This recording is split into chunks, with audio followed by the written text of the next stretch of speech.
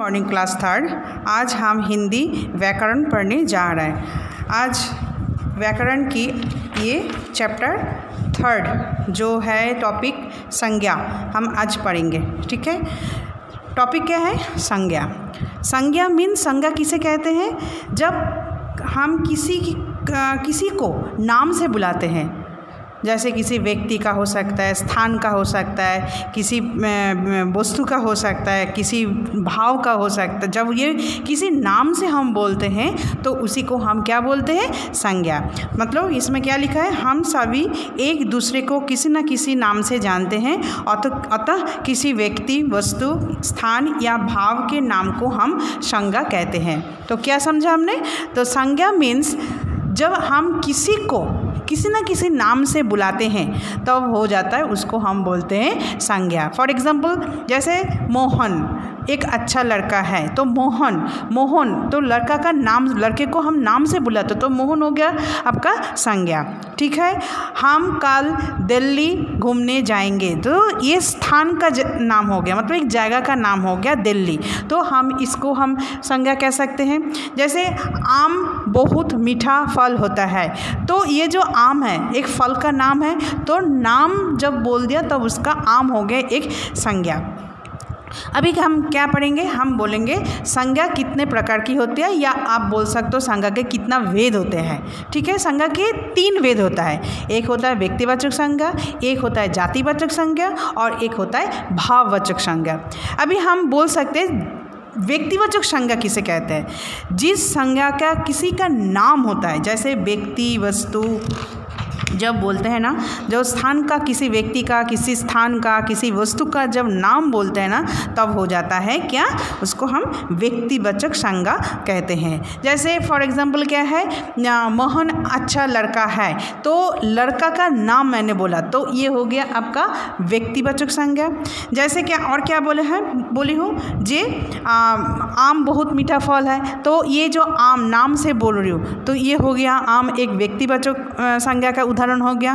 फिर जैसे हम बोले रहे जे कल हम दिल्ली घूमने जाएंगे या दिल्ली से कोई घूमने आ रहा है, ऐसा कुछ जब जगह का नाम बोलोगे तो वो हम हो जाता है किसको? उसको बोलते हैं क्या ना? व्यक्तिवाचक। तो मतलब क्या हुआ? व्यक्तिवाचक संज्ञा किसको बोलते हैं? जब हम किसी व्यक्ति, वस्तु या स्थान को नाम से बोलते हैं तो हम उसको कहते हैं, क्या कहते हैं ना? व्यक्तिवाचक संज्ञा। जैसे देखो बाइबल, अक्षरधाम मंदिर, ये गंगा।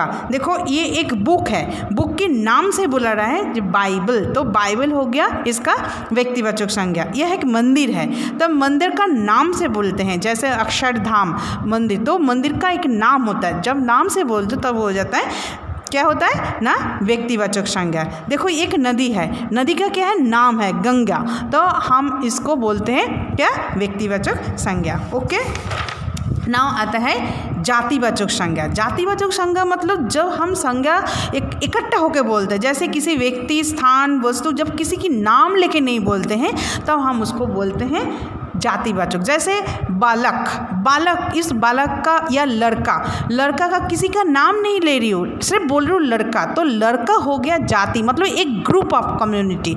तो ठीक है, तो जब हम एक ग्रुप से सब बोलते हैं ना तो हम उसको बोलते हैं जातिवाचक। जैसे पशु का नाम क्या है? वो गाय भी हो सकता है, बिल्ली भी हो सकता है, ये नाम नहीं ले रही हूँ, उस पूरा कम्युनिटी के साथ एक साथ कम्युनिटी का नाम बिना लेके कर रहे हो, मतलब पूरा जाति को हम बोल रहे हैं तो उसको हम बोलते हैं क्या?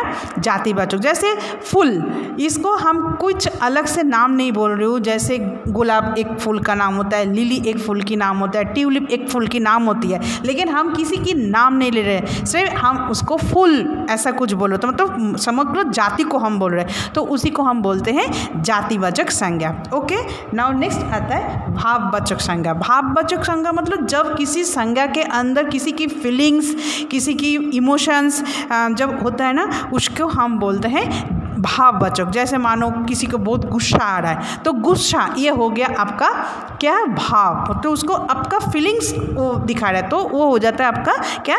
भाववाचक संज्ञा। दूसरा क्या होता है?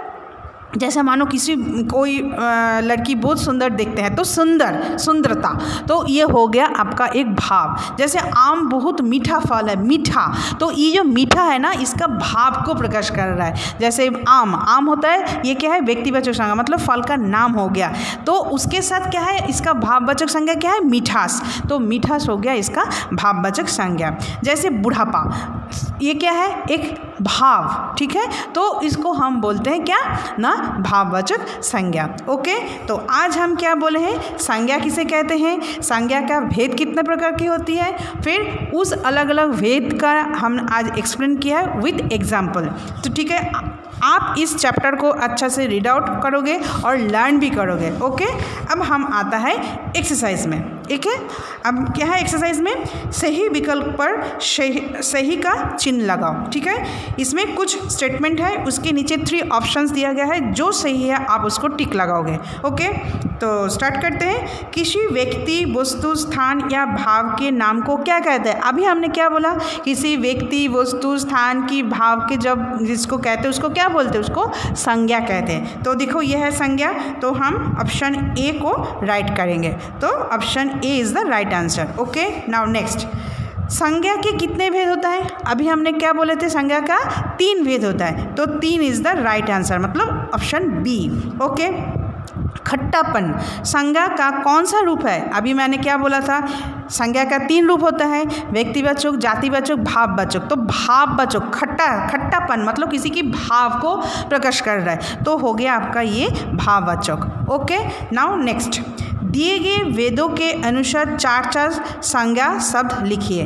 देखो इसमें क्या है, व्यक्तिवाचक दिया है, जातिवाचक दिया है और भाववाचक दिया है। तो व्यक्तिवाचक का इसमें 4 एग्जाम्पल दोगे, जातिवाचक का 4 एग्जाम्पल और भाववाचक का 4 एग्जाम्पल। देखो मैम ने क्या लिखा, व्यक्तिवाचक मतलब किसी की नाम होना चाहिए, चाहे व्यक्ति का हो सकता है, वस्तु का हो सकता है, स्थान की हो सकता है, कुछ भी हो सकता है, तो मतलब नाम होना चाहिए। जैसे राम एक किसी लड़का का नाम हो गया, जोधपुर एक स्थान का नाम हो गया, सेव एक फल का नाम हो गया, बिल्ली एक पशु का नाम हो गया। तो ये हो गया आपका व्यक्तिवाचक संज्ञा। ओके, अभी आता है जातिवाचक। जाति मतलब पूरा कम्युनिटी को हम एक साथ बोलना है। जैसे पशु, किसी का नाम नहीं ले रही हूँ, सिर्फ बोल रही हूँ पशु।